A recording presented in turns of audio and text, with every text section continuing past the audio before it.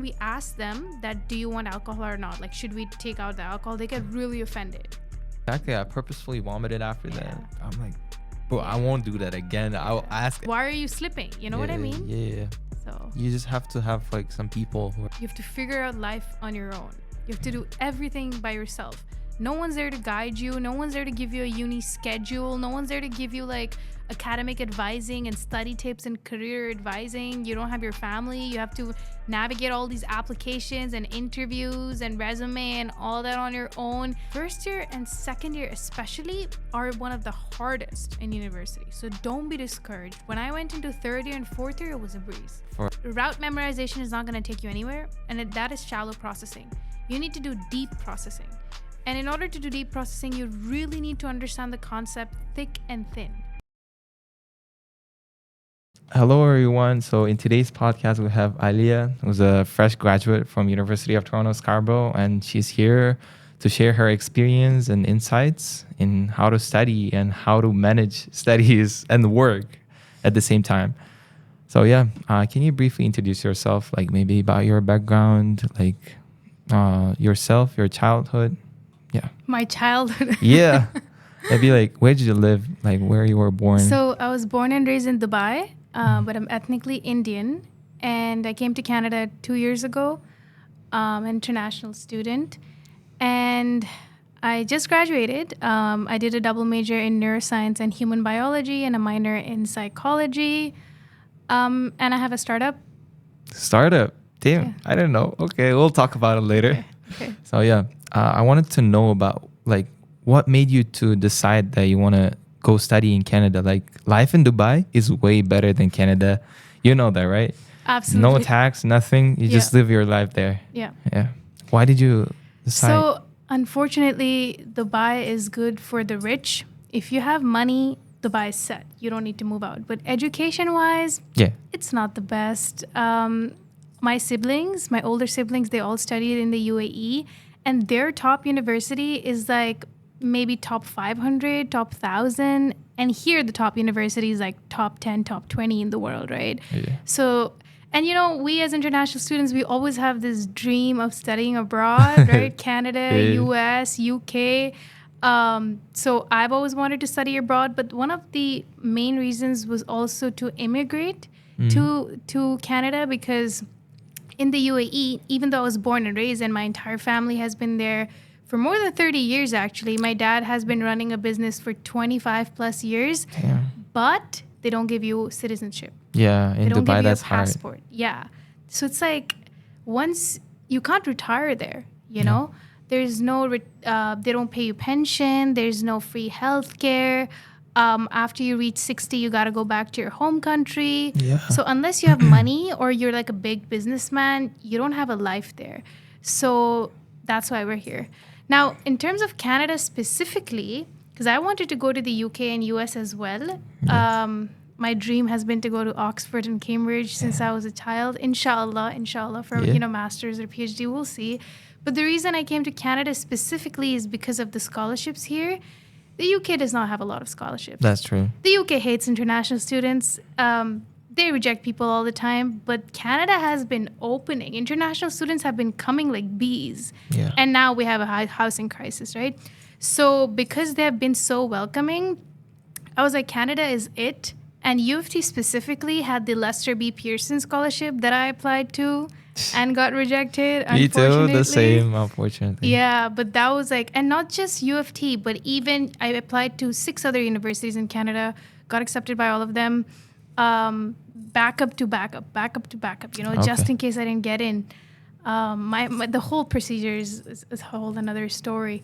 Yeah. But it was mainly because of the scholarship and to immigrate here. And it's also the top university in the world, so. Okay, so you chose UofT because of the ranking? Definitely, yeah. Exactly. Yeah. Most people say like, it's not ranking, but honestly, like, to be honest, it's like about ranking and the diploma, right? So the ranking, yeah. Yeah. It rubs my ego. Okay, but our channel is more like dedicated for education and like, study abroad stuff. Mm-hmm. So I wanted to talk about like your personal journey about like application, right? So you said you got accepted to 6 universities in Canada? 7. 7. Okay. So How about US? How about like UK? Like, did you apply to those universities? So I was considering applying to them. US is they have such a long procedure. They have That's so true. many questions. I was like, nah. And then UK was pretty straightforward because I think you'd apply through UCAS or something, Yeah, and yeah, it yeah. goes to like multiple universities. That's true. I think what I wanted to do was that when I realized that I want to get into Canada, I stopped applying to those other universities and I just wanted to focus. But I definitely did consider it. But Canada just had a lot of benefits, even in terms of like Muslims, life for Muslims and the Yeah. diversity here, I heard was also better, and safety as well compared to US for sure. Yeah. And UK, I heard for the long term is just harder. Like it takes 5 years to get your citizenship in the UK, but in Canada, you just have to work for 1 year and then you get your PR. Okay. So you just want to get your PR. That's another reason. Yeah, definitely. Yeah. But wait, so did you apply to US universities or you didn't? No. Okay. I started the process, but I didn't apply.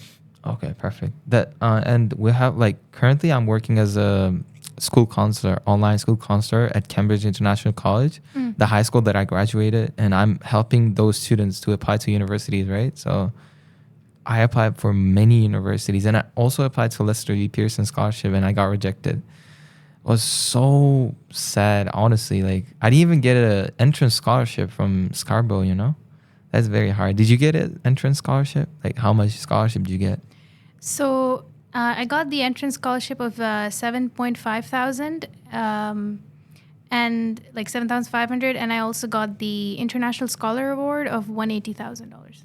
What is that? Can you talk more about that? Like international? Yeah, so this scholarship did not exist when I got accepted into UofT. Damn. It did not exist. So I didn't even have to apply to it. So it was a complete shock when I got it, and it was purely based on academic merit in high school. Mm-hmm. And, wow, I'm blanking out. Yeah, it's fine. Yeah. And I was the first batch that got this scholarship. So it did not exist before my batch. So they just created. They just created it. So is it like? Does it exist now? It exists. It started existing from 2020. That's when I got into UofT. But the funny thing is that, so my grades, let's say I got 2 A stars and an A. I did the Cambridge curriculum. It's the British curriculum back home. A-levels? A-levels. Okay. A-levels. And I had someone who got 3 A stars, okay? Mm-hmm. But they applied like a year or two, like they got in after 2 years or so. Mm-hmm. And they did not get 180K. They got 100K. So it's like a lottery system because you don't even apply to it. You don't even put your extracurriculars or anything. It's based true. on academic merit. And then I get 180K and somebody else gets 100K and they did better than me. And I know people that got the same grades as me and they also did not get 180. So I feel like maybe because I got into COVID year, maybe that's why they were being generous to international students, or maybe they had a lot of money that year. It was the first time they were giving that scholarship. Honestly, I think it was luck. But this is why I say that grades are important. Like people say grades are not important. Grades are definitely important. I mean, I had a good grades too, but I don't know why I didn't get a scholarship. So you studied here in Canada? Yeah. No, what do you mean? Cambridge International, where is that? Oh, it's in Uzbekistan. I'm from Uzbekistan, and I'm an international too, just like you. Right. I'm just remembering. So what were your grades? Like what percentage would you say? I was like, it's not A, B, C system in our country, right? It's like five scale. Yeah, so I got almost 4.9, like almost perfect. But I don't know. I even emailed the admissions office, like saying, I got a good grade. Why didn't you give me a scholarship? And they're like, sorry, like. See, this is why I tell you, it's like a lottery system. Yeah, it's actually fair. It's actually a lottery system. Cause like, I've seen many students from Pakistan, from India, from like many countries who are getting Lester E. Pearson scholarships, right? And I read some of their essays, and I don't know. I don't know. It's like, just like you said, maybe a lottery system. Honestly, Lester B, I know some people that got Lester B too. I think they're really bright, and I think that they did a lot, lot of extracurriculars for high school. I did too. Yeah. I was a part of this organization called Z Notes, just a little sidetrack. Yeah. And I created like 6 or 7 notes. These are just revision notes for high school curriculum. And it helped millions of students in the world, this organization. And they're really big right now. And they've won like Diana Award and all sorts of like big awards and fundings. And I was in the early stages helping, with education equality across the world. I was like the early contributors of the organization. But it was not good enough for them, right? Yeah. But then I know some Lester B awardees, and they've done really big things as well. That's true. That's true. It's okay. We have what we have, Yeah, exactly. Yeah. It's all in Allah. Yeah, exactly. Absolutely. Yeah, it's, did you apply yourself, or did you get any consulting agencies? Myself. So Yourself. Okay. I don't like giving stuff to people. I like having a sense of control because I feel like I don't trust these people. You're doing startups, right? What do you mean? Exactly. Oh my God. See, I like to have that sense of control, okay? And I feel like these agencies might be ripping me off, or they might not be doing their jobs properly. I don't know if I sound arrogant right now, but I just like doing things independently, because then I know exactly what I'm doing. Right? Yeah. Because these agencies, they don't give you full transparency on what they do, and they take a lot of money. Yeah. And then what if it gets rejected? That's the thing. So you have to be confident, right? If you're not confident, if you don't know what you're doing, then you can ask for guidance or help, right? So I was the first person in my school to get into UofT, especially with the scholarship. Okay. And I also applied for my own study permit as well. And I was, again, the first person to get it during COVID in my whole school. Damn. And I think definitely self-control and confidence and discipline and organization, all of them are really important. And I think it's also ultimately a personality thing. Some people just want to take the easy way out, and they don't want to look things up themselves. And they're like, oh, there's an agency, and I'll just give them the money and do all the work. Why should I do it? Take the way out. Some people have the money to do that. Some people don't, but still they're too scared. They're like, I have never done this before. I don't know anybody else, so might as well give it to somebody who's educated. Yeah. But I'm like, no, I want to do this myself, and I don't want to mess it up. Yeah. So. Yeah, I understand. Okay. How did you find the application process for UofT? It was so easy. It was so simple. For UofT, of course. You just have to fill in a few sentences and essays, and that's it. But in terms of America, UK is not that hard too, but in terms of US, it's very Yes, it's long really long, and there's so many questions and supplemental essays, personal statements. It's so crazy, yeah. So for me, for UofT, actually, I don't know what you mean by essays. I didn't have to write any essays. For what? For UofT? For UofT, yeah. So there's this portal. It's called, I forget what it's called, but it's for international students. Yeah. And you can apply to multiple universities at once. And you just pay the application fees, and you choose the major that you want to, the degree or the program that you want to get in, and that's it. I didn't have to write any essays. Wait, so there's a section called personal statement, but it's optional, I guess. So I think you just, skip that part. No, I don't know. What website are you doing? Did you apply directly through the UofT website? Yeah. No, I did not. Oh, I applied through another website. I forget what it's called. Okay. But over there, you do not have to write anything. No, that's interesting. You just have to put some of your extracurricular activities, when you graduated, which country you're from, all those kind of details. See, I applied when I was in 2020.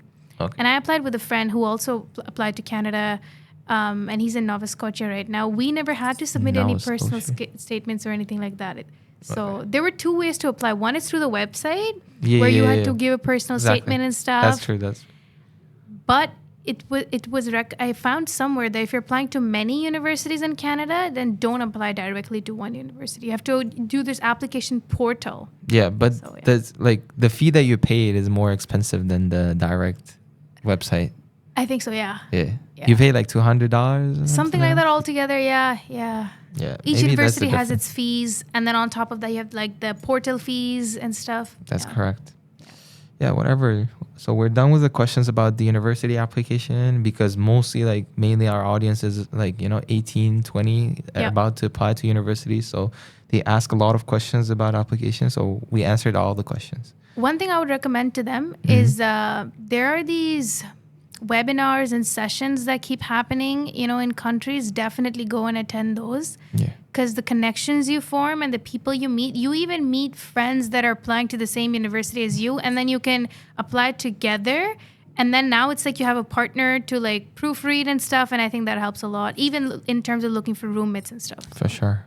And I wanted to know about your parents. Like, how did they say, or what did they say once you get in? Like, did they allow you to go to UofT like alone? You're without your parents, right? I'm without my parents, yeah. Okay. Yeah. But like, how So my did you get a permission? So my dad is very open-minded. My mom is not. Wait, is he educated? Like, Yes, my dad is educated.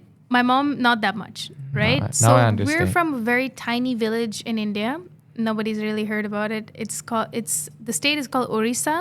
It's near Kolkata, you must have heard, which is near Bangladesh. Yeah. So basically, you know how it is in the Desi culture. You're not allowed to like get education if you're a lady. You know what I mean? Like, Oh, you mean the caste system? not the caste system. It's like it's being what's the word? Stereotypical, sexist. Yeah. Okay. Where females are not allowed to get education above like a certain age. Okay, because Wait. Is that real? yeah, it's for real. It's for real. So It is it only even in now. India or? It happens in all Asian countries, especially in the poor villages where people are not very educated. Oh, okay. I got what you're saying. Yeah, what happens is that the woman is supposed to sit at home and cook and get married and take care of her kids. Yeah. And the husband is the one supposed to go and work and be educated. So now if the lady gets all the education, the guy is not going to marry her because he's too ashamed now because she's more educated than me. Yeah. You know what I mean? Yeah. So my mom was the first in the village to go to university. Okay, the first Okay. one. Damn. And everybody used to shame her and they used to accuse her and make fun of her and say all sorts of things to her. Oh my God. But she wanted to study. Yeah. And my dad was the first to leave the village and go like abroad. So he went to the US. I think he visited the US and then he came to Dubai. So my parents have like broken that stereotype. Mhm. But my mom, like from a religious perspective, you know how they're scared of sending their kids to the West? Yeah. Like you'll be influenced, you know, as Muslims and there's so many haram things and you'll become a haram person, you know? You'll start drinking and smoking and hanging out with guys. And But there's a reason behind it, you know, like a lot of students, especially like who are youngsters, like 18, 19, yeah. they're getting, what do you say? Like getting away, like they're starting drinking, getting like bad habits. Yo, That's I have a the funny reason why story. parents don't send their. Yeah, that's absolutely right. But you know what? The other scary part is that you don't even want to get into that, but it happens anyway. Yeah. I'll give you an example. I went to this restaurant. I don't know if you saw it on Instagram. I saw that, but I didn't watch it till the end. But yeah, Okay. you can tell it now. Long story short, I went to a restaurant and I ordered a mojito. Okay. And Oh, okay. There's alcohol in it. Damn. I completely forgot that there's alcohol, okay? Because here's why. Because the person who gave me a seat, he knew I was Muslim, okay? So he gave me a halal menu. And I was like, okay, these guys know I'm Muslim, so I'm going to get a mojito. Obviously, they're not going to put alcohol in it because he knows I'm Muslim. And then I drink it, and it's so strong and bitter. And I'm like, what the heck is this? And I called the dude, and I'm like, I think there's alcohol in it. And he's like, no, I gave you the halal menu. So if you ordered from the halal menu, there cannot be any alcohol in it. I was like, no, I think there is. And then he talks to the waitress who was serving me. And she's like, I'm so sorry. I had no idea. You were supposed to say virgin mojito if you don't want any alcohol. Okay. And then the manager comes up to me and he's like, I'm so sorry, but the reason this has happened is because there's a lot of Muslims that order from the halal menu, but then they drink. Oh. So, and then when you ask them whether you want like alcohol. Yo, they ordered the thing from a halal menu and they drink. Oh my God. Yeah, that's a common thing too. Yeah. And he was like, when we asked them that, do you want alcohol or not? Like, should we take out the alcohol? They get really offended. Because they get offended that why are you like getting into my personal business, you know? What? And so that's why they didn't ask me, because they were under the assumption that I'm ordering from halal menu, but I drink as well. And now they don't know if they should ask or not, because when they Okay. ask, people get offended. And when Oh they my don't God. ask, we end up in situations like these. Oh my God. I thought it's a simple situation, but it's not. Like It's the so manager complicated. knows. Damn. Okay. Yeah. That's very interesting. Yeah. I see. I mean, that happens. And what did you do after that? Did you like get like dizzy? I only had a few sips. Okay. I only had a few sips. So I was okay. Alhamdulillah. And I've also had pork accidentally in Vancouver. I mean, these guys, they love their pork. They love their alcohol. Yeah. They put it in every single thing, you know, That's true. in their milk and their cheese and their sandwiches. So it's like really scary as well. But Yeah. yeah, I was okay. In the dining hall, the case happened. So they usually don't put pork on the pizza, right? Like always, whenever we ask them, like, is it halal? They say like it's halal. This section is halal.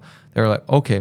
And one time I was very late for the dining hall. It was about to close, and then I was coming from the gym, right? So I like barely took the pizzas and the water, and I was sitting and eating that pizza, right? And now I'm like, suddenly I saw the meat on top, right? I thought there's no meat, and then I'm like, damn, is this like pork, or is this like, I gotta ask that. And the dining hall was closed, right? And then I called the guy from the inside, and he was like, bro, sorry, it's pork. Like, god damn it. I took the water, I went to the washroom immediately, I vomited, like, yeah. You I vomited. And then Oh, 2 days, my eyes were like so red. 2 days. I went to the doctor. He was like, it'll be fine. it's terrible. It They is need terrible. to take it more seriously, you Yeah, know? exactly. Like, how could that even happen to you? Exactly. I purposefully vomited after Yeah. that. I'm like, bro, I Yeah. won't do that again. I'll ask every time I eat. That's why Yeah. I don't like eating outside. Was it in the halal section? Yeah, or it like- was in the halal section. That's Was what I this in saying. uni or? It was in the uni, like, you know, the dining Yeah, hall, right? yeah, So yeah. it wasn't that thing. Whatever. Yeah, that happens a lot. That's why many parents are scared of that. Yeah. Um, But you know about definitely there was a scare of like being influenced by people in the West, right? I think that Scarborough, alhamdulillah, is like surrounded by so many Muslims. Like we have such a beautiful Muslim That's community in Scarborough and also in Mississauga. Yeah. That's why UTM and UTSC are way better than downtown in Correct. that sense. Yeah. I went to downtown, bro. I did not feel like I belonged. I was like, where am I? You know, I didn't see a single hijabi, bro. It was that Really? crazy. Yeah. oh my God. And over here, I feel like I'm a better Muslim than I was back home, Mm-hmm. you know? And the Muslim community just here is so big and they're so amazing. So it's all about surrounding yourself with the right people. Exactly. Like if I was surrounding myself with the wrong kinds of people, I would also slip into the haram, Yeah. you know? Yeah. So because it's not easy to control yourself. It's hard. It takes effort. So why are you not surrounding yourself so that, yeah, and making it easy for yourself to, you know, Yeah. be in that good space? Why are you slipping? You know what I mean? Yeah. So You just have to have like some people who are like actually religious. exactly. Yep. First of all, how does it feel to graduate university? I still cannot Class. get over it. I still cannot get over it, man. It Do you think feels- it will like life gets easier after graduation? It definitely gets easier, I guess. I mean, you don't have to pay tuition fees for nothing. You're like, honestly, we're paying tuition fee, right? You also pay tuition fee, right? very little. Yeah, So yeah. my tuition fee is what, 60K into 4, so like 240K. But all of my scholarships and awards and stuff all together is 200K or Yeah. 210K. So I only really had to pay around 30K. So it was not that bad. Okay, I see. I think life gets harder after graduating. What do you mean? I think university life is easy. No, don't say that. For real, okay? Bro, once you graduate, you have to become an adult. Okay? You have to figure out life on your own. You have to do everything by yourself. No one's there to guide you. No one's there to give you a uni schedule. No one's there to give you like academic advising and study tips and career advising. You don't have your family. You have to navigate all these applications and interviews and resume and all that on your own. You don't even know what you want to do with your life and nobody's there to guide you. At least in university, you have like a whole courses and structure and you know what to do in first year, second year. You have all these opportunities literally being sent to you. Yeah. But graduate student life, and once you graduate, all of that is gone. There's no support, right? Wow. You're on your own now. So I would say it's definitely harder. Yeah. So you're just getting independent. You don't have any obligations. That's the easiest part, I guess. Like you don't have to go to classes. You don't have to do any like exams. Yeah, So yeah.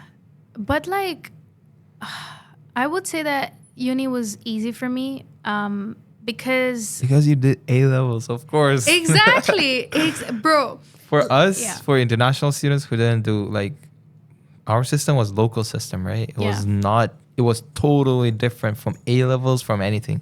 It was not designed for A levels, even for uni, right? yeah. So transition period took me like a year, and still I didn't transition to the system. You know, I'm still learning, discovering how to Oh, study, and I actually wanted to ask you about the studying strategies. Like, what are the best strategies? What are the best strategies? Because like I already like did my first year, and it's horrible. Like my GPA is actually horrible. So I'm like, I gotta like, figure out how to study. Because like I see people partying like whole week, like 3 weeks, 4 weeks of the semester, right? They party, they go out, they do whatever they want, and then after like the last 2 weeks, they lock in, they start studying, and then like surprisingly, they get like 85, 90%. I'm like, bro, I gotta do something about it. Like, cause I started studying the beginning of the semester. I studied every day, like every hour, and I'm still like, and I'm still not getting the results. So there should be something wrong with it. And I ask a lot of people, especially neuroscience people, right? Because you guys are like learning how the brain functions and how to, how the memory works. So yeah. I was like asking my friends, Bilal, right? So had a Bilal lot, Qureshi? yeah, Yeah, we yeah, had a lot of like conversations about like memorization and stuff. yeah. So I better ask from graduates, like, what's your study strategies? Yeah, yeah. So, first of all, you need to know. I don't know what your program is. You're in management, right? What Trying courses to did get you? into management. What courses did you take in first year? Calculus, macro, micro, Okay, and so our philosophy. programs are different. So I don't know if this is the same for management. Yeah. But from what I've heard from all of my friends, first year and second year especially are one of the hardest in university. So don't be discouraged. When I went into third year and fourth year, it was a breeze. For real? For real. Second Damn. year was the Okay, hardest. I got motivated right now. Second year was the I was hardest. about to drop out the university. Bro, don't. Because, like, they're designing it to be hard in order to drop you out. UofT is easy to get in. It's hard to stay in.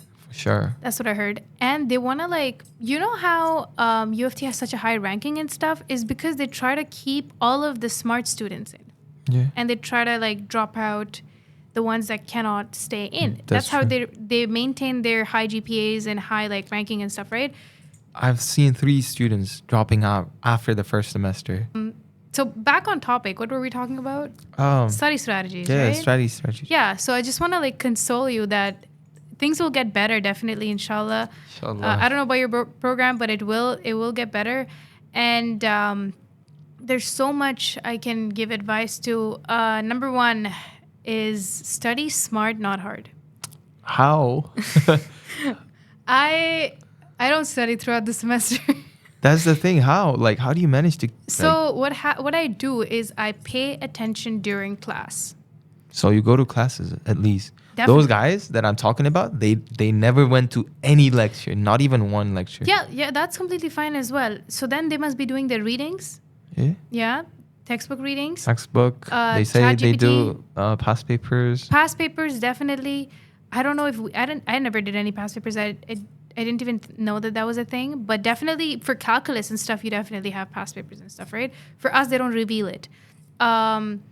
It's all about practice, and it's all about really understanding the concept deeply. Okay? Route memorization is not going to take you anywhere, and that is shallow processing. You need to do deep processing. And in order to do deep processing, you really need to understand the concept thick and thin, right? So, like, now there's ChatGPT, man. Like, you don't even need your professors anymore. You don't need anybody. Yeah. Anything you don't understand, you just ask ChatGPT, and it gives a beautiful explanation. I think a lot of the flaws that I've seen my friends do, or a lot of students do, is that they just try to memorize word for word. But, like, for a lot of exams, it's application-based. So, like, if you just spit out what you took in, it's not going to take you anywhere because you have to apply that knowledge. And in order to apply it, you really got to understand it. So, there's some people, even me, I would skip a lot of classes too when things got really busy, especially during Ramadan. I could not wake up for my morning classes anymore. Sure. There were no recordings. I just had to study off of the slides. Okay. So whatever I did not understand in the slides, I put it into ChatGPT or I would Google search it and it would explain it to me. And that's it. And then I would take notes, my own notes, explaining it to myself about what this is. And this would be like the day before or 2 days before the exam. I would be cramming the hell out. For real. For real. No, I mean 2 days. Like it's very. I don't know. Like I would not recommend. I would not recommend. Yeah, for sure. Don't. Yeah. Don't No, do it. I mean I sometimes feel like I'm wasting time. Like reading all those like textbooks and stuff. I don't know why it takes me so long to like and. Also, like I don't get a pretty good GPA reading those and spending so much time on the. I would also recommend attending office hours, 100%, because your professors are there to help you. Why are people not utilizing the resources? We pay so much money. Why are you not going to office hours? Whenever I go to office hours, there's a max of 5 people, max, and it's the same people every single time, and it's those people that get the high GPA. Really? Right. Wait, what do you ask in office hours? Like, what do you do? Like. Is there any time like where you went to office hours and you're like, I don't know, I don't have any questions, but I just want to learn about it? Yeah. So never happened for me personally, but I have friends who tag along with me and they just listen in. They don't have any questions, but then the other people have questions and that helps them learn. Damn, right? And you smart. also ask questions during class. Okay. Because when you ask questions during class, and when you go to class and you attend class, then it's like you don't really have to study after class or throughout the semester because now all of that learning happened in class. You know what I mean? Yeah. So I think we definitely have to utilize our resources, study smart, study deep, make sure you understand, have that curiosity, go above and beyond the content. Because when you really know it like it's in the back of your hand, it's not hard anymore, Yeah, that's true. But do the practice questions if there's any. And what do you recommend? For example, in my first semester, I was like attending lectures. Like every lecture, I attended every lecture. And then right after the lecture, I watched the recording again. Yep. Do you think it's a waste of time? No. Why? Not at all. Why do you think? So if the content is hard, then definitely watch it again. I rewatch lectures sometimes as well. Multiple times. I go back multiple times because I make sure that I understand what they're saying. Because sometimes the content is so deep that listening to it once, you won't understand it. You have to listen to it multiple times, understand it, look it up, take notes, email the prof. There's a lot of work that goes into it. So no, it's not a waste of time. In order to have deep processing, you need to watch it again. Okay. Wait, so how much time do you spend a day studying and what do you think is the best range? Like, for example, 3 to 5 hours, and if you spend 6 hours, that means it's a waste of time. Like, what do you think? Like, what's the range and how much time you spend personally? I'll be honest with you, I don't study every single day. I usually study right before the midterm or right before the exams, or like I work, right before the assignment deadline. And that's just poor time management on my part. Like, I wouldn't recommend it, but there's a million other things that I'm doing. So it's kind of like it happens. I would say general rule of thumb I've heard is to spend double the time that you spend in class, right? So if you spend like 2 hours in class, then you would spend another 2 hours going over the content and studying and doing all your practice questions for that one lecture. Don't study when you're tired, because then your brain is not really processing anything. Yeah. And sleep is really important for learning and memory formation. Wait, so you're saying sleep is important? I'll catch on that. All right, so you said sleep is important, but you sleep like 4 hours, 8 hours, as you say in your stories. Like, how do you manage to? So that is only because I'm cramming, unfortunately. But other days I get my sleep. I get my 8-9 hours of sleep. Okay, Yeah. but what do you do besides studying? Like, do you have anything like side hustles? Yeah. So there's a bunch of things. There's a bunch of things. So there's definitely extracurricular activities. This year I was part of the UTSC MSA. I was the social media manager, so I had to manage all the posts, respond to all of the messages, contact sponsors. And even I did a lot of like fundraising and charity. Speaking of charity, I make chai on the side, for fun, and I make reaction videos out of it. It's so wholesome. Love doing it.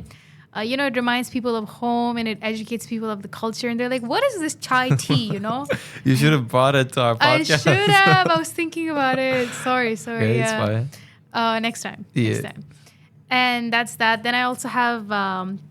I'm involved in a lot of committees and stuff, as you know, on campus as well. There's the Governing Council, Campus Affairs Committee. There's the AACC Student Advisory, International Student Advisory. So a bunch of that stuff is happening. I was also working on these, funding applications for some projects that I applied to leave a legacy on UTSC. I don't know if you heard the UTSC 60 Legacy Fund, but essentially UTSC turned 60 this year. And so they were giving out money to implement projects at UTSC that leave a legacy and improve the lives of students. Why did I miss this? Oh my God. So I applied for 4 projects. Okay. One is bidet installation. What is that? Bidet installation, bidet. In the washroom. Oh yeah, shower in the washroom. Yeah. So it was like a massive project that I, proposed because it's a huge cultural shock and a huge like religious shock as well. The first thing when you come here is like, oh my God, there's no bidet. Like there's no shower in the washroom. How am I supposed to clean myself? Yeah. How do these guys wipe themselves? Like doesn't make any sense. Yeah. And it's very scary and depressing for some people because and it's not hygienic as well because you have to carry that plastic bottle with you every single time and it's not hygienic, right? Yeah. And what if you forget it at home? Are you not gonna go to the washroom? Like, what are you gonna do? Yeah. Then you gotta be embarrassed and go to like Starbucks or something and be like, hey, can I have a cup, for the wash? And they're like, why? I'm gonna charge you $1. And I'm like, please, I gotta go to the washroom. Like, it's super bad. So that was one of the projects I applied for. I applied for the Adulting 101 course. Okay, implementation. Yeah. So essentially, you know how we say that we're not prepared to be adults and we're not prepared to get out in the real world? I wanted to propose the implementation of a course or a program that prepares you to do just that, prepares you for real life. That's a great thing, actually. So like finances, budgeting, tax, health insurance, how to, basic life skills like cooking. Exactly. And, even career advice and self-exploration. Oh my God. Cooking is like, actually, it's really important. And also like tax system. Yeah. Even health insurance and so many things, reimbursements. We don't know so many things. And it's like it's there in university, but it's not marketed enough. It's not promoted enough. A lot of students don't know about it. And a lot of them are scattered, right? Yeah. So I want to like make it all cohesive, all in one course. I don't know if it's going to be elective or how it's going to be, but this is just another thing. It's like a course. We're still figuring out the details, whether it's going to be a program, whether it's going to be a course, but my vision is to have something there that makes you ready for life. For sure. So that would be really interesting, honestly. Yeah. And then the third project is a course review website that I kept talking about in the AACC committee. Basically, a review website of past students that have taken a specific course about like what's good about this course, what's bad about this course. It's kind of like a Rate My Prof, but for courses. So Rate My Course. That's another project. I'm very... I resonate with that very strongly because a lot of students struggle with picking their courses. First-year students. As first year and especially international students, because they cannot drop it. Yeah. They pay $6,000 per course, and you only have like 2 weeks in that course. First week, nothing happens. Second week, you're like, oh yeah, it's easy. Oh yeah, I like it. And then boom, it's like, oh my God, I did not sign up for this. And you can't drop it. You're stuck, and their GPA fails, and you're like depressed now. Exactly. That's exactly what happened to me in the second semester. Like I took Psych AO2. Yeah. As an elective. But was that developmental psychology? Yeah. Clinical psychology. Okay. No, I mean, it was fun. First week, second week, I was like, damn, that's interesting. Like how child develop, how their brain develops. And then like the midterm, after midterm things, it was so hard. And I ended up lowering my GPA, cutting my GPA into half. Exactly. It was so hard. And a lot of students don't know about CR and CR. And they don't want to waste it, right? Especially first-year students. that's the thing. So people Yeah. told me that it's like limited, right? So Yeah. you have only 4 shots. Yep. Yeah, I did 1 CR in my first semester. I was like, I'll keep it for my like for the rest of the year. And then I heard that like a month ago, I heard that like the amount of electives that you're taking is also limited. So you cannot do Yeah. CR for required courses. And Yeah. in the elective course, I was like, damn, why did I do it? Like, like Yeah. the first and Yeah. second year. Yeah. Yeah. So where was I going with this? Um, the program. We were talking Yes, about the rate my problem. yeah, rate my prof, rate my course. Yeah, so like it's important. We need to have It's that very so important. that like right now we decide our courses by going to rate my prof. It's a reality. I always go to rate my prof before I take a course, and I'm not going to take the course if the professor has like really bad, reviews. I might take it another time or something, and at least it prepares you to take the course. If it's like mandatory, you have to take it. At least it prepares you, right? So we need to have this resource so that we are able to make informed decisions about what courses we pick. So anyway, this is another initiative that I applied for. And fourth, last but not the least, is the expanded prayer room initiative. So we have more than 3,000 Muslim students on campus, and it's growing like crazy. And we have like so many religious populations and stuff over here, but the maximum capacity of the prayer room that we have is only like 50 people. Yeah. I So- saw that in the Juma prayers too. Exactly. Right. It gets so crowded, especially during like Maghrib or like during Ramadan and stuff. So the point of this is just to expand it, make it bigger, have more number of prayer rooms. Yeah. Yeah, I understand. Anyway, so the main question was, what are the things that I'm doing outside, right? So anyway, so this was this whole project stuff that I was doing, all the extracurriculars on campus. Now, outside of university, I have my own startup that I was talking about, Meds for Less. Been working on it for around 2 years. Essentially, it makes medicines affordable Okay. for people that cannot afford medical and cannot afford insurance and medicines. When I came to Canada as an international student, everybody was talking about like free healthcare. Yeah. And then I go to the doctor and then I go to the pharmacy and then I have to pay for my medication like out of pocket. Yeah. So I was like, what free healthcare? You know what I mean? Yeah. And then even back in Dubai, there's a lot of people that struggle with, affording their medication. A lot of like blue collar workers that are really struggling and they don't have money for themselves. Old people, they don't have money. So the mission really is to make medicines affordable for all of these people. So that's a big thing. A lot of time goes into that. And then apart from that, there's also a lot of things that I'm doing for my family. Just family support, a lot of family responsibilities, administrative tasks like visas and insurance and, my siblings, like I'm helping them get into university, applying for their visas, helping my brother with work as well, look for better opportunities. Like there's a lot of family responsibilities that I have as well that I don't talk about. That also takes a significant amount of my time. And there's a lot of personal issues and financial issues, mental health issues also that happen in the family that nobody really talks about, that I don't talk about publicly. But that a lot of my time goes in there as well. I see. Yeah, everyone has their own problems. Yeah. And yeah. So now you understand why I have to cram and have Yeah. like 2 So, days, 1 day. Wait, Yeah. did you work during 4 years? Like, did you? So no. My first 2 years were completely online because of COVID. And then when I came, I had to like adjust, look for a housing. That was a nightmare. And then finally when I came, I had all these responsibilities, taking care of the house and everything and just navigate university, which definitely is a regret. When we get to the regret question, I'll talk about that more. For sure. Okay, so now we'll talk more about depression, stress, Okay. exam stress, and everything. So, have you thought about dropping out? No, Never. never. Like, not even once. No. Damn. Okay. Because for me, honestly, I would say it's a privilege to be able to drop out. To be able to drop courses is a privilege because as international students, you cannot even think about that because of how much money you pay. For You sure. cannot even think about it, right? Yeah. Like all these domestic students, they're like, oh yeah, I don't like this course. I don't like this prof. I'll take it next time. Yeah. I'm not doing so well. And then they just drop Let's it like just drop this. it, They just yeah. drop it. It's not a big deal. $600, like, Yeah, $600, not a big it's deal. like groceries. Right?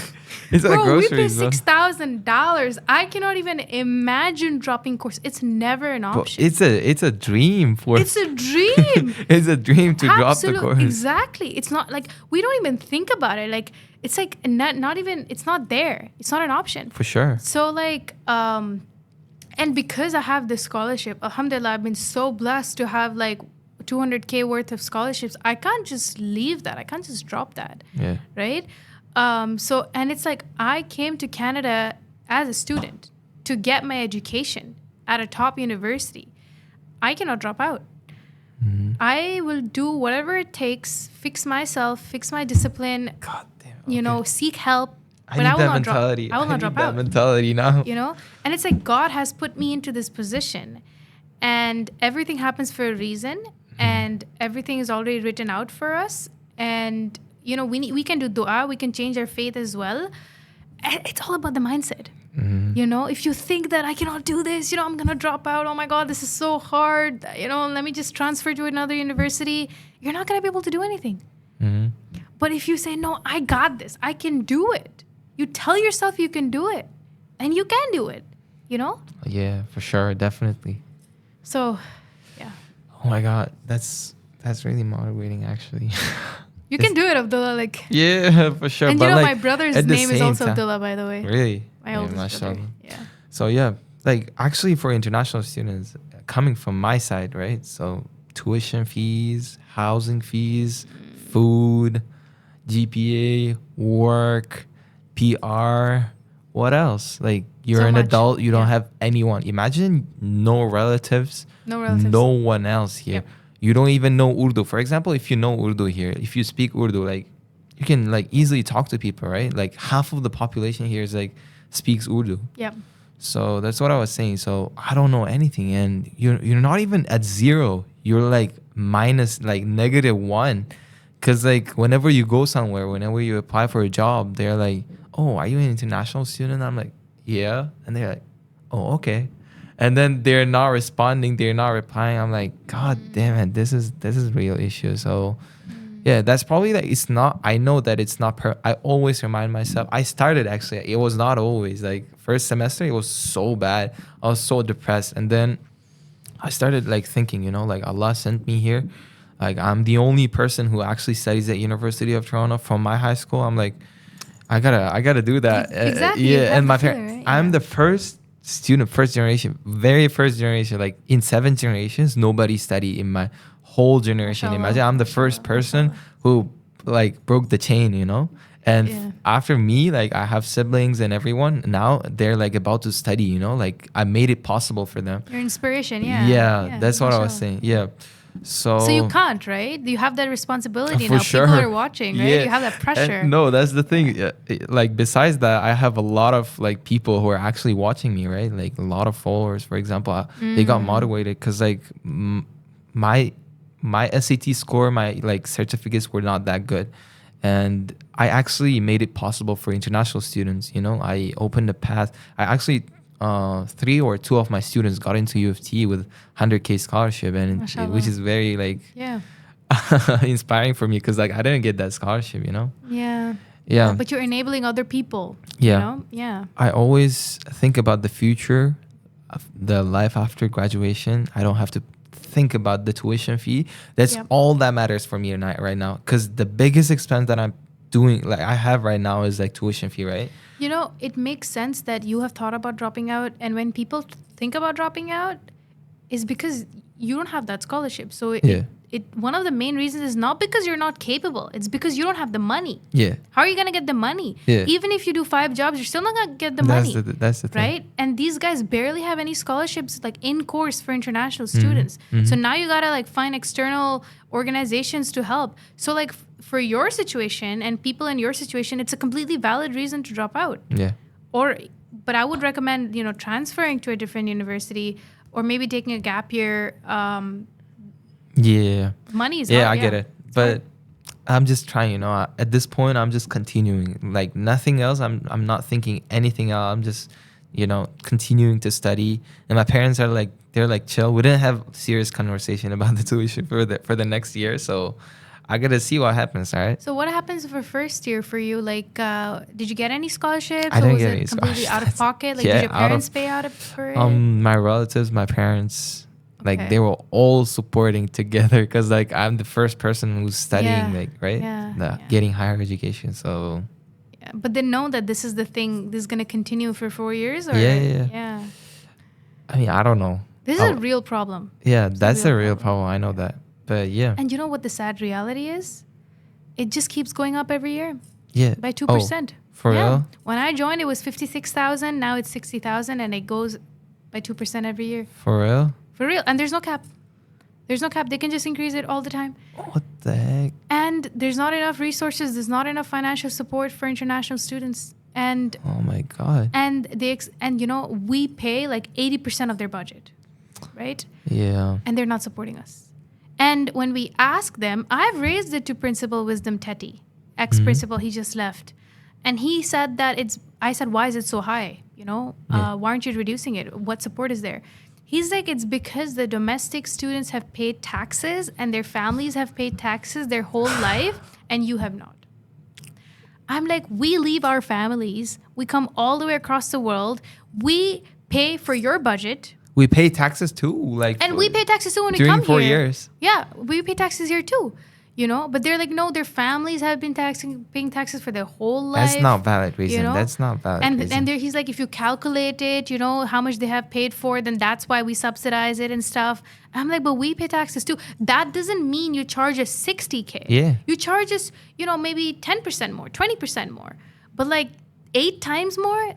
10 times. You're just like you're just exploiting us at this rate. That's illogical, actually. You know, and the other reason was that, and this I understand, is that the government used to give UofT a lot more money before, so they could subsidize it and reduce the international tuition fees. I don't think it was always this high, but over the years they have reduced it so much that now where else are they going to get money from?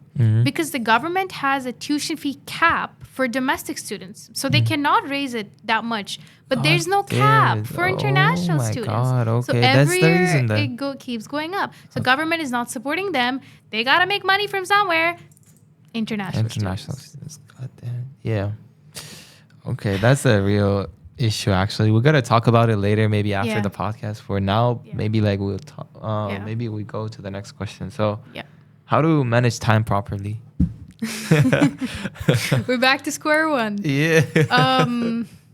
Okay. Calendar. Put all your commitments in the calendar. Even stuff like study time. Put it in your calendar. I know making a plan is hard, and following it is even harder. But at least it provides some structure in your life, and at least you kind of have an idea of what your day is looking like, right? All of your classes, all of your deadlines. If you're not putting in your calendar, what are you even doing, right?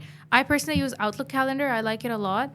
Time blocking is really important, you know, and when it doesn't happen, just move it. So, you know, Outlook and calendar is like number one thing, is the most basic fundamental thing you have to do.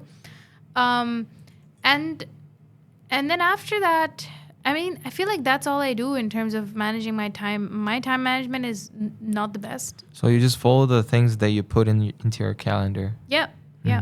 So I definitely have a massive to-do list on Notion.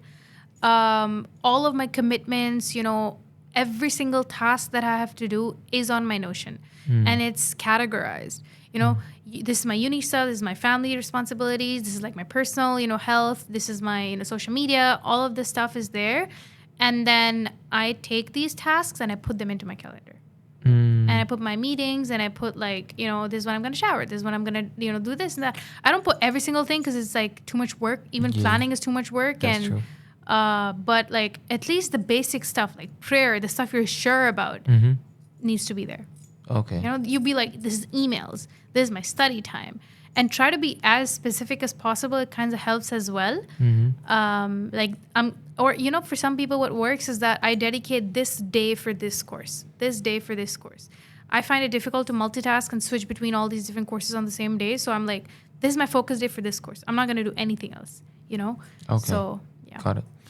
Oh my God, I forgot one question about, you know, wait. Okay, we'll move on. Yeah. Yeah. So the next question is how to talk to professors. Oh, I love this one. I get this one a lot. I think this is the most question I get because I take selfies with my prof. Yeah, They're that's like what my I'm- buddies, you know? They were like putting cakes. Yeah, yeah. Oh, What? yeah, that was funny. Confidence. Confidence. You gotta be confident. I know so many people are scared. So many people have, they're insecure, right? Mhm.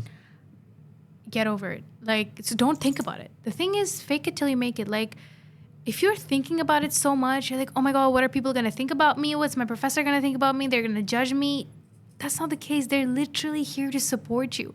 They get paid to support you, and they actually care about your well-being.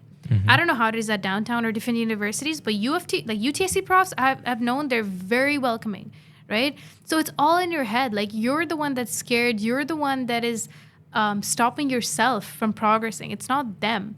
So definitely have that confidence and don't think too much. It's all in your head. It's not as hard as you think it is, right? And curiosity. Curiosity is so important. Like genuinely be interested. Genuinely ask questions. Professors love when you ask them questions, you know? It's like, oh my God, she's actually interested. You know, they love to teach and you need to love to learn. What are you here for? You're not here just for the grades. You're here to actually learn and be contributing members of society. How are you going to do that if you're just memorizing and not really understanding? You know, it's all about the mindset of wanting to learn. And so if you're curious and you ask questions during class, it's going to be and you attend office hours, then these professors are going to love you. They will even do things for you that you will need most. I'll be honest, I've crossed deadlines so many times because of how hectic things get. These professors know me, they give me an extension. Last second. Because they know me. And I've had times where the professor does not know me and they don't give me an extension. Don't do it. Okay. And it's like, holy shit, like you gotta form that good impression. And if you want to get into grad school, or even if you want to apply for jobs or scholarships or awards, you need references. Where are you gonna get the references if you don't interact with profs, if they don't know who you are? Right? Okay. All these awards I'm getting, you think it's out of thin air, you think it's all me. No, you got to get your references. You know? Okay. So, now I understand. Yeah. The question popped up. So about the scholarship, do you think like how did you get any internal scholarship? Like what are the chances and where should you go for internal scholarship? So there's actually very few or like negligible scholarships for international students. There's not a lot. But there are a few. Like if you think $2,000 or like $4,000, $5,000 is substantial for you, then there's this website. It's called UofT Awards, right? Or UTC Awards or something. Yeah. It's a portal, and but it's still not a lot. It's only like $2,000, and you have this whole application just for $2,000, and you're paying $60K. Like it's not even worth it anymore. Yeah. The significant scholarships and awards that I have gotten is because of my entrepreneurship. So because of my startup, I get scholarships. Like I've gotten at least $20K worth of scholarship because of, Meds for Less. There are some really amazing, generous donors that give money to support students that are trying to do a side hustle. But apart from that, in terms of like academic scholarships or like course-based scholarships, there's not a lot. So I've been very fortunate that the stuff that I got was all because of my high school grades, and it was all in first year. I did not apply for anything, in UofT. UofT does not give it, but there are external scholarships. There's Max Scholars, for example. It's a Muslim in excellence, or it's for Muslims specifically, and they give around a maximum of $10,000 every year. Have you applied? I applied to it twice, got rejected. So it's not easy, right? You gotta like throw your shots everywhere. Yeah. But definitely, unfortunately, UofT does not have a lot of scholarship for international students. You can see it, okay? Yeah. They have like OSAP, and they have scholarship for domestic students. They have a lot of support They have for domestic students. so much support, and they don't even pay anything. Yeah. But there's nothing for us. Yeah. So you gotta find outside. And sometimes I think like all the things that I'm doing right now is for my future, like for my future children. Because like once we get the PR, once you get that passport, nothing matters. Like, Exactly. Yeah. And You struggled, but they will not struggle. Yeah, that's the thing. That's correct.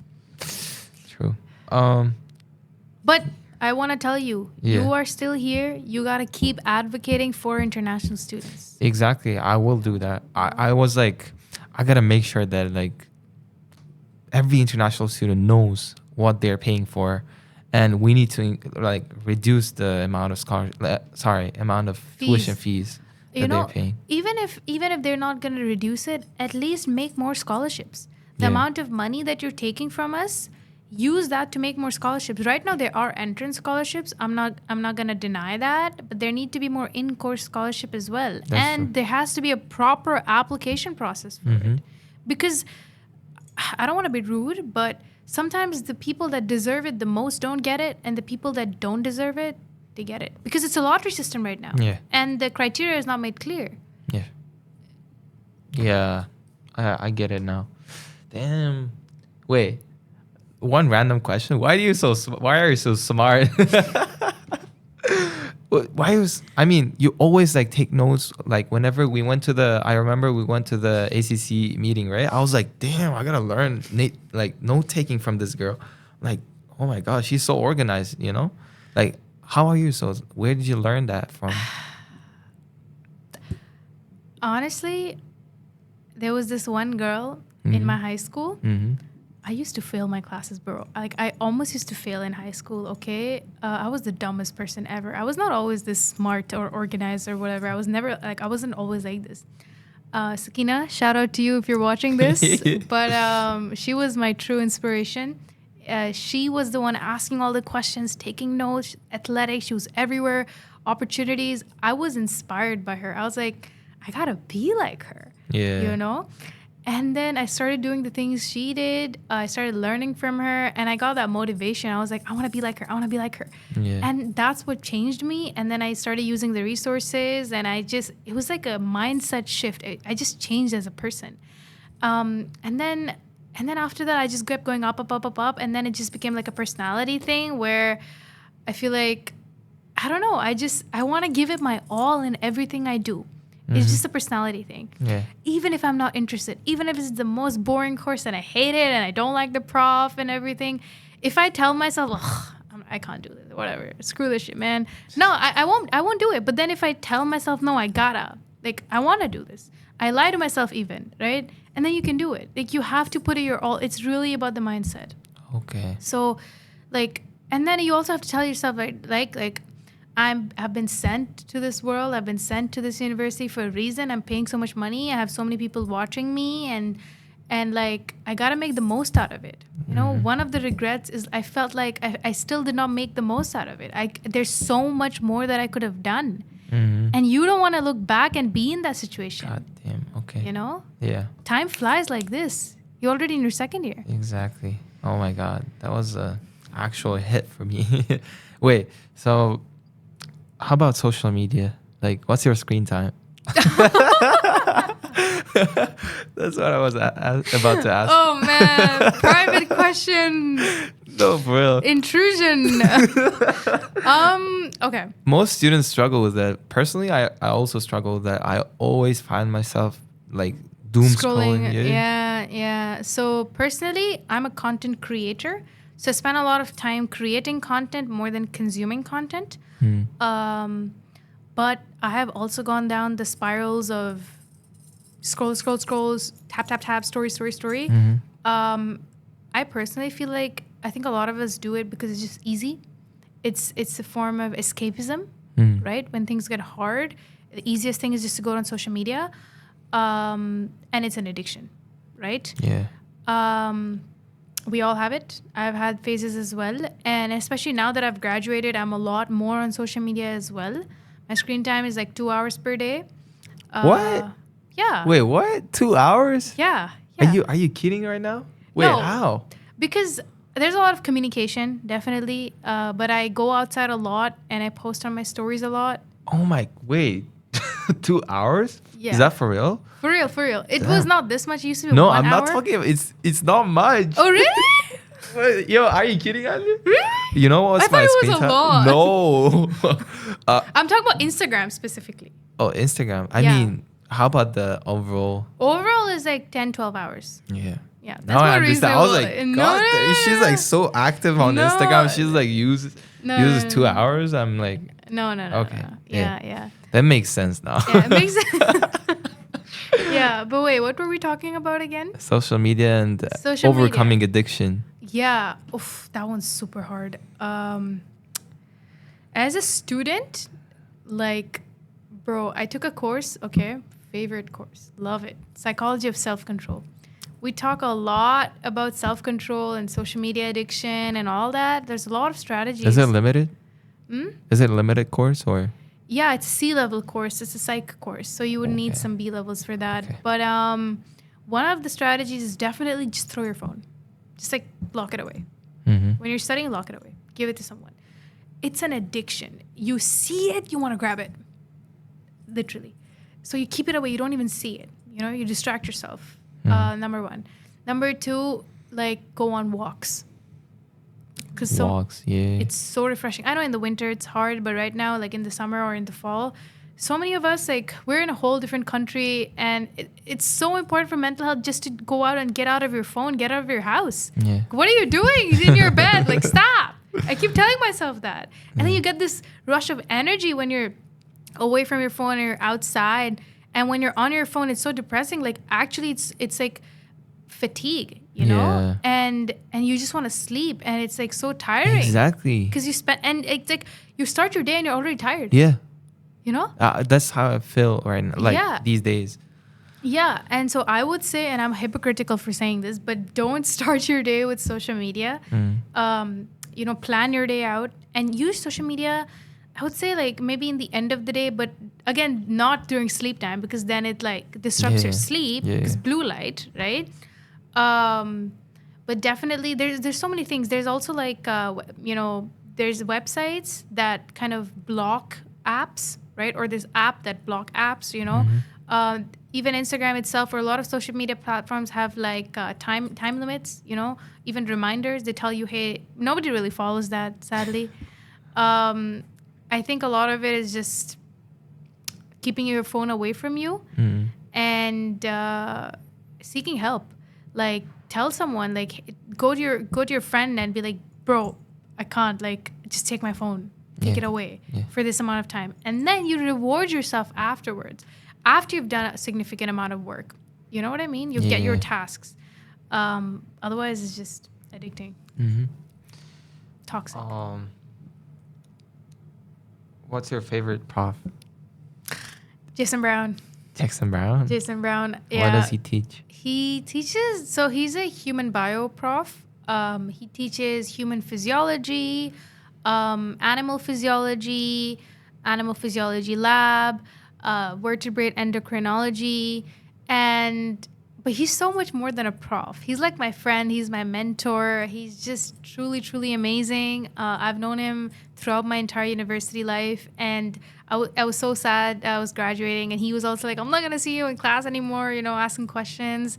And I was like, you know, this is so sad. He's like, you know what? No problem. You can drop by anytime, sit in my classes. It's fine. It's chill, you know, say hi. And he has written me references and recommendation letters for like so many awards and applications. He's always there. He's like a mentor. I meet with him like every semester at least once just to catch up on life. And he gives advice. How do you find these kind of profs? Like, do Just- you okay. differentiate between the profs that actually help, like during your whole like your university experience? Like, how do you differentiate? So you obviously have to take a course with that prof and interact with that prof, attend office hours with that prof, gauge what kind of a person this guy is, and you can tell whether this prof cares or not. Okay? Most profs, I've been very fortunate, they care a lot. And a lot of professors want to keep it professional. So they just want to keep it to academics and maybe career. And then there's professors like Jason Brown, who's very chill. And you can bro, I tell him my life stories and my struggles and all my problems, and like I don't know what to do with my life. I wish I had that person too. You know, God. and you should invite him to your podcast. For sure, definitely. Yeah, and he's just really open and super friendly, and he makes jokes all the time. And I have political conversations with him, and like, you know, I'm complaining about someone, and he's always there to listen, and he's just truly, truly amazing. So definitely, like, you have to interact with profs. You need to get to know them in a personal level. And then once you have that rapport, then you can just email them and be like, hey, prof, I want to catch up. Are you free? And they're like, sure. They love that. Oh my God. Because bro, it feels so rewarding. Like right now you have high school students that are reaching out to you. Yeah. When you help them, it feels so rewarding, right? And Yeah. they're like, thank you so much. Profs feel the same way. Yeah. And that's then true. profs have like alumni students that are like doing great things, and then they're reaching out to their profs and they're thanking them, and like profs are like, oh my God. They feel so inspired. Yeah. Yeah. So we have to like make use of all these resources and That's be true. confident, So Yeah. What's your favorite course?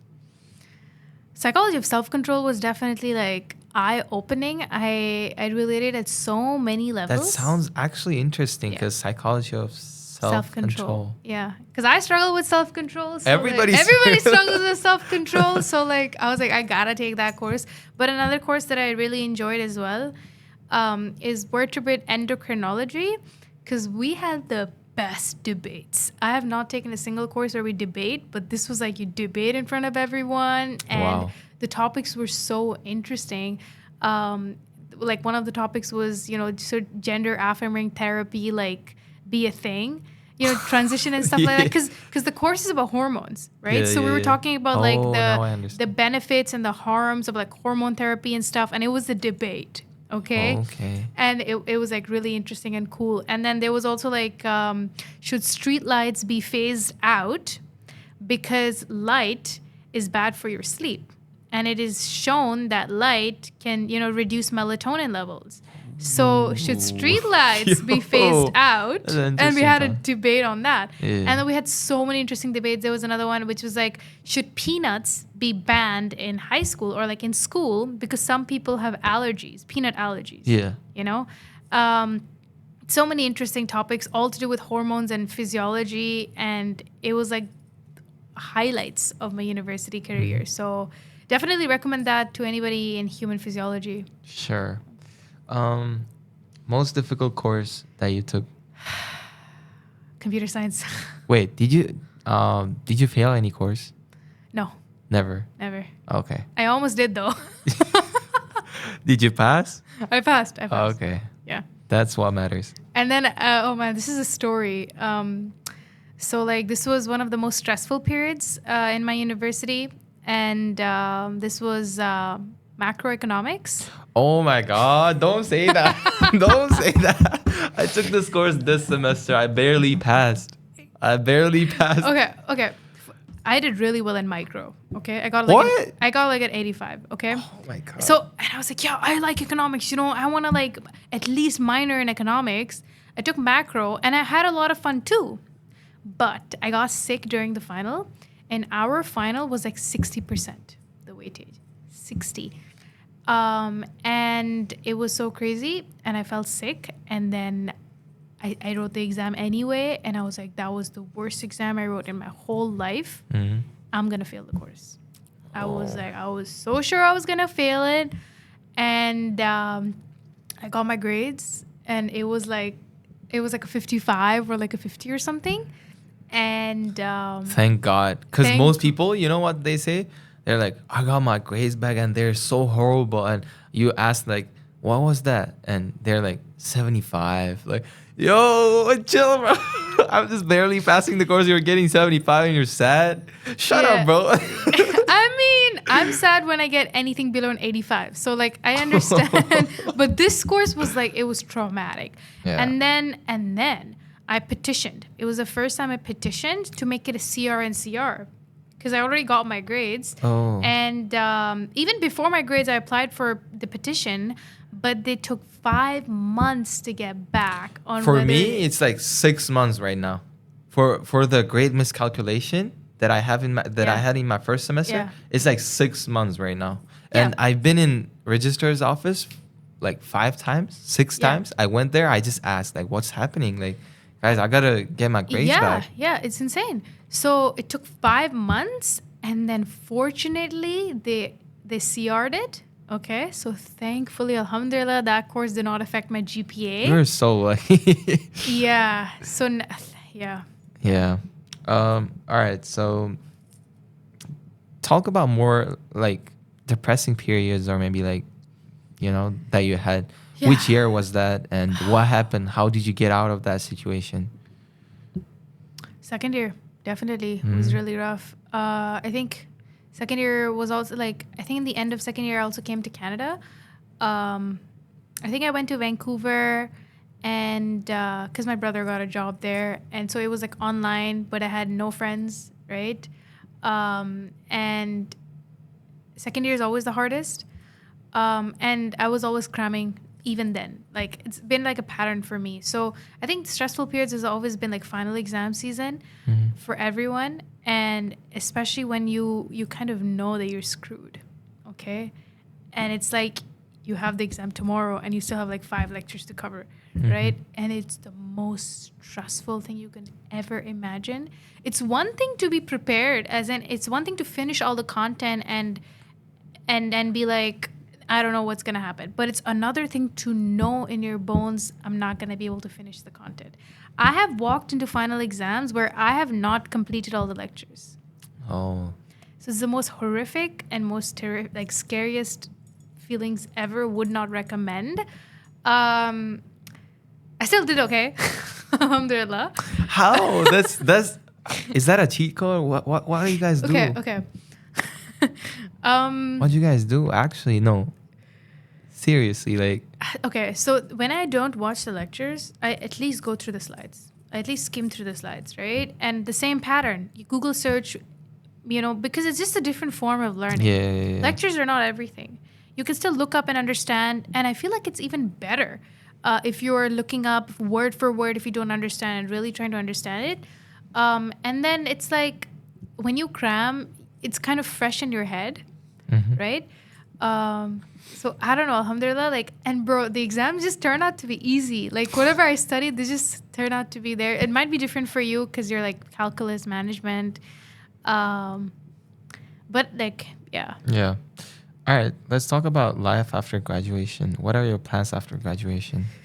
Okay, so for the longest time, I did not know what I wanted to do with my life, even though everybody thinks I have it all figured out. The reality is I don't, guys. And nobody right? knows. And it's because I'm so passionate about so many different things, and I feel like I can do so much, and there's so many problems in the world that I want to do everything. But more recently, I feel like I want to get into research, specifically in neuroscience and mental health. And I want to get into focused ultrasound research. It's the most exciting and groundbreaking thing I have ever come across. What is that? Okay, so it's a little neuroscience, but essentially, this technology has the potential to cure cancer. It is being used, very new research. It is being used in the UK right now, and I think even in Canada, to cure prostate cancer, depression, essential ultrasound, essential tremor, Parkinson's disease. Yeah. This is. Yo, you guys rock. This Neuroscience is making and how it's doing it. To put in simple terms, this has multiple components to it, but essentially, okay. Number one is that there's something called the blood-brain barrier. Okay, this is a barrier in the brain that prevents toxins from entering. But at the same time, drugs cannot enter also because it blocks everything out. Yeah. So if the drug is too big, it cannot go in. So usually a lot of mental health issues and neurodegenerative disorders are in the brain. Yeah. So if the drugs cannot enter the brain, how are you going to cure them? Yeah. Then you got to inject directly in the brain, and that requires surgery. Yeah. And that's expensive, and that has a lot of complications and risks. Yeah. So that's when focused ultrasound comes. Oh, now I understand. Temporarily opens up the blood-brain barrier so that the drugs can now go in. God damn. I know, it's that so sounds so exciting. interesting. That sounds so And now interesting. you don't need surgery anymore. You don't need electrodes anymore. Yo, that's a cheat code actually. You don't have to do anything else. It's just have to- ultrasound. yeah, It's crazy. This is low intensity ultrasound. And then there's high intensity ultrasound, and what it does is it's like a laser. Okay? So you know how in cancer there's obviously tumors in the brain that you got to get rid of because it's going havoc, right? Yeah. Wreaking havoc. And then what this does is that it literally targets and causes lesions So it like kills those cells. It precisely targets the cancer cells. Oh. So and now it can cure cancer. Okay, Aliya. Now we see Aliya. And then in terms of depression and stuff, it also has the potential to activate and deactivate. So stimulate parts of the brain and destimulate parts of the brain. So for example, in depression, there's a lack of dopamine, there's a lack of serotonin, neurotransmitters and stuff. So you can stimulate parts of these brain areas that are responsible for releasing these neurotransmitters, and boom. Now you have more serotonin, now you have more dopamine, cure for depression. Wow. And this is like really new research, and the potential needs to be utilized. Technology is there. Now it just needs to be utilized in all these different diseases. It has the potential to cure 150 diseases. Wow. It can cure ADHD, eating disorder, so many things. It just has to be like, because everything is like, it's in the brain. You just have to it's like open it up. Abnormalities in the brain. Yeah. It's abnormal brain waves.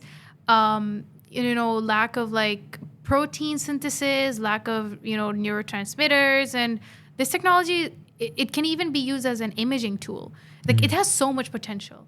So this, I feel like this is where I gotta do, where I gotta be. And unfortunately, though, it's really hard to get into these kind of research because you need a PhD at least, and you need research experience in neuroscience. And any kind of research experience, a research field or a research job, you need prior research experience. Wait, you only graduated bachelor's degree. How you were planning to like? Yeah, so what I'm planning on doing is I'm just mass emailing PIs and these clinics and research institutions because a lot of the time what they're looking for is passion. Yeah. They're looking for curiosity and confidence and the willingness to learn.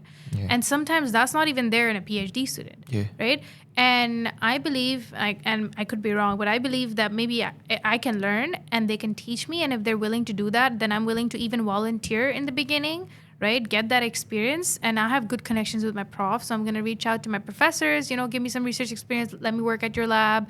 Right now I'm volunteering at a clinic as well.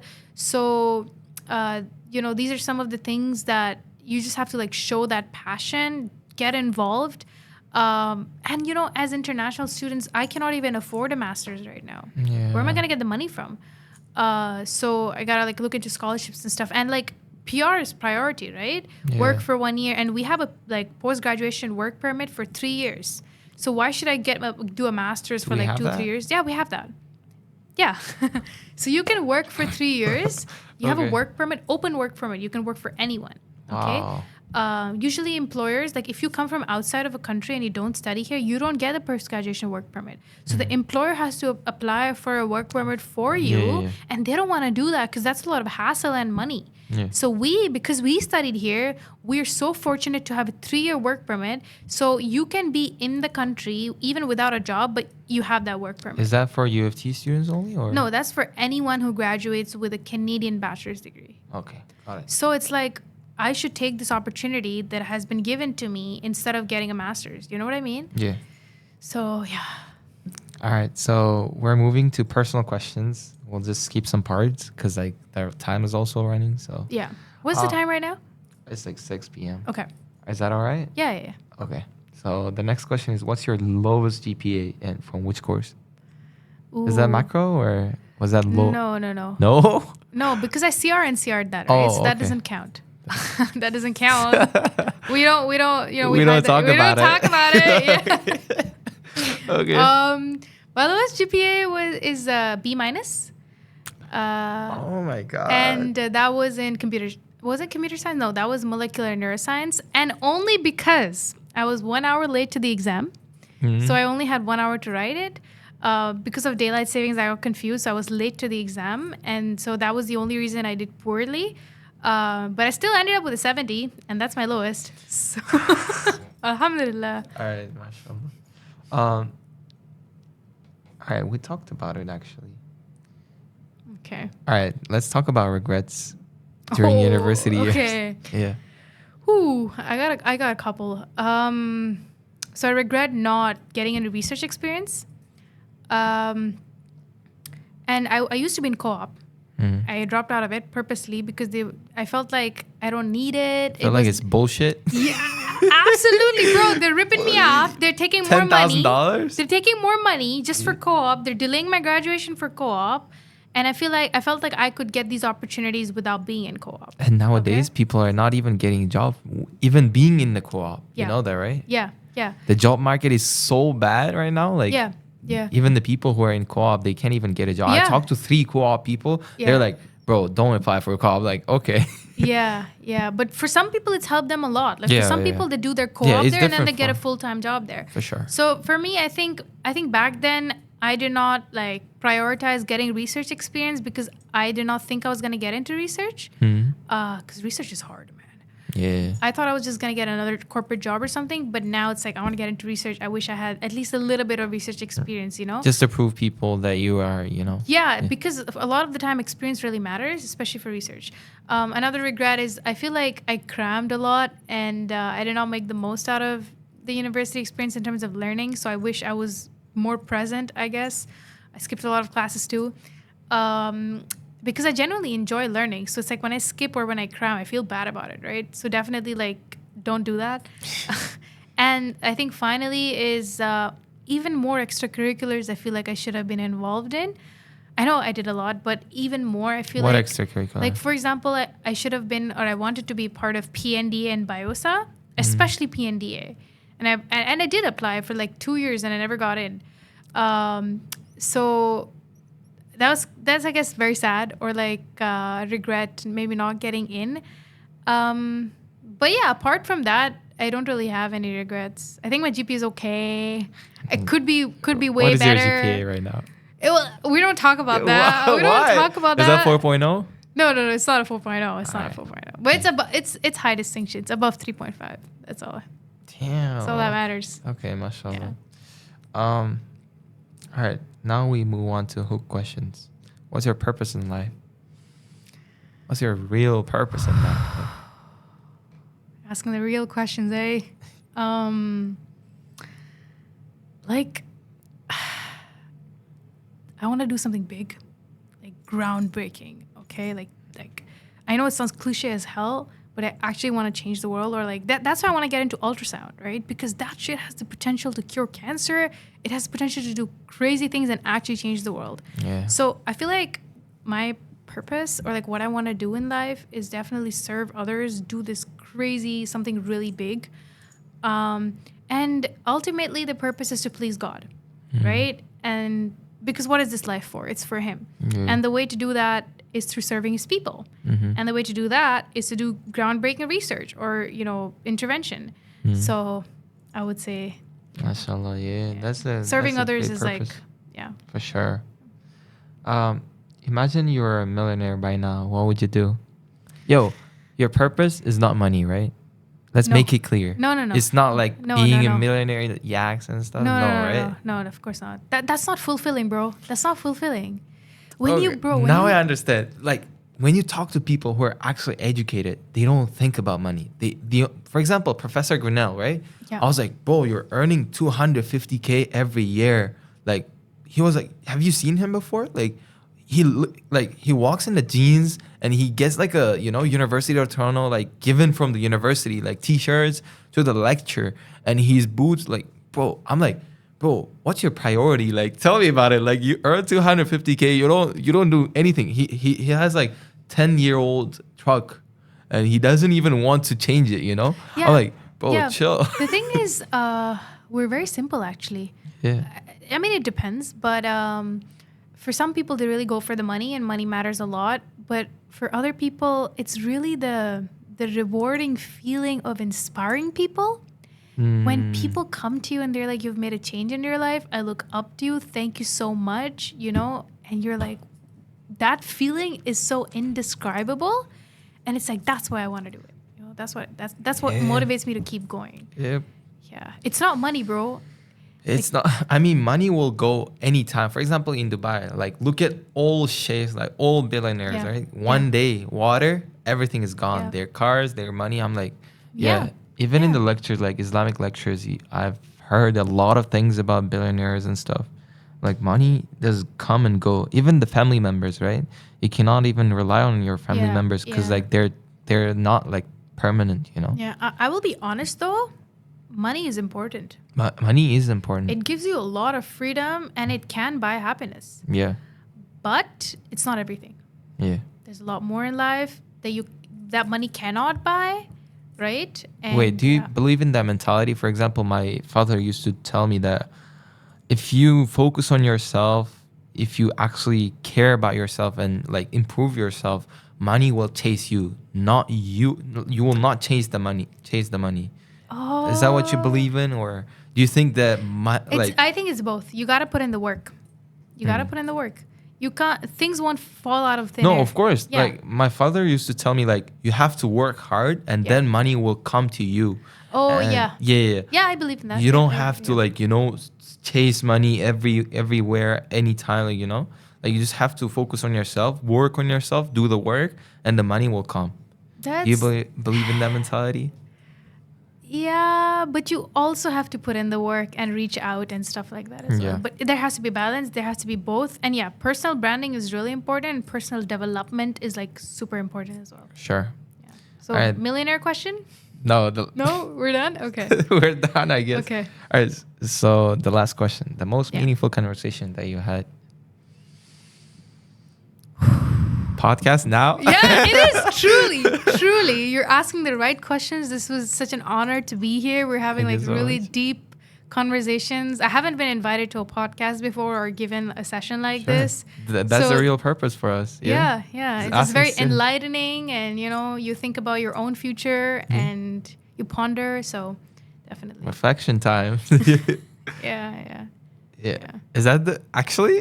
I mean, I've had a lot of religious conversations that are very like meaningful and insightful. Yeah. You took religion course, right? No, I do not. Wait. Oh, I you did. were in the I- lecture, like writing something in Ramadan. I remember. It's not from UofT though. Oh. It's from a different organization. I'm in an Islamic class. Yeah. It's called the Young Da'i program, and it's all about learning how to understand Islam and then calling people to Islam and establishing like an Islamic state, spreading Islam. So it's all about giving dawah. How do you find those programs? I'm actually interested. They're amazing because you find yourself in a community of people that are like you and that want to learn about the deen. Mm-hmm. And it's it used to be for free, now they're charging you, but I think it's so spiritually important and awakening and rejuvenating because university doesn't really teach you that. And a lot of people are struggling with their mental health, most likely because their spiritual health is also suffering. Yeah. And bro, I tell you this, when my spiritual health is good, when I'm close to my God, things fall into place, And when you're neglecting it, it's hard. And so many of us, like when we're depressed, we don't know who to turn to. We don't know what to do, and it's really bad. But at least we have God, Yeah. We can cry to him. Exactly, bro. Right? Exactly. That's what I was thinking about. Because, like, I talk to many people, right? The diversity is very high here. Yeah. So I talk to many Christians, like Yeah. Buddhists. And then one day I was, like, sitting before the exam. We had the same exam. And the guy was, like, about to cry, right? He was, like, so stressed out. He didn't prepare for the exam. And he was like, bro, I don't know what to do. And I'm like, bro, I'll put everything to Allah. And he's like, now tell me what is that? Like, I was explaining, like, at least we have like someone to tell these things, I tell like, you this. ask God. When I'm the most stressed for my exams, right? Because I cram all the time. Yeah. Every time I enter the lecture hall, I'm relaxed. All of my stress goes away because I put it onto Allah. I'm like, Allah subhanahu wa ta'ala, I've done my best. You know my situation. Now I leave it to you. Because if I'm stressed, I'm not going to be able to focus. Yeah. And alhamdulillah, it turns out to be fine. When you leave it to him, it's like relief, Yeah. It's like alhamdulillah, like you can focus now, Yeah. And That's we true. have so many regrets and so many sins. And when we let it go to him, it's like, wow, you feel so much better. Yeah, that's true. So I would recommend Islamic classes or anything. Try to find the right one though. Okay. Wait, so this is basically the end of our podcast, and I want you to give some insights or feedback for future generation, for like people who are actually trying to like graduate or maybe like, you know, to get into something else, what are your advice, like life advices? Be confident, Mm. right? Don't overthink. It's not worth it. Have faith in God. Leave it to Him. Things will work out. You're doing great. And be curious. Never stop learning, you know. Put yourself out there. Don't be nervous. Don't be scared, you Yeah. know. That's what sets you apart.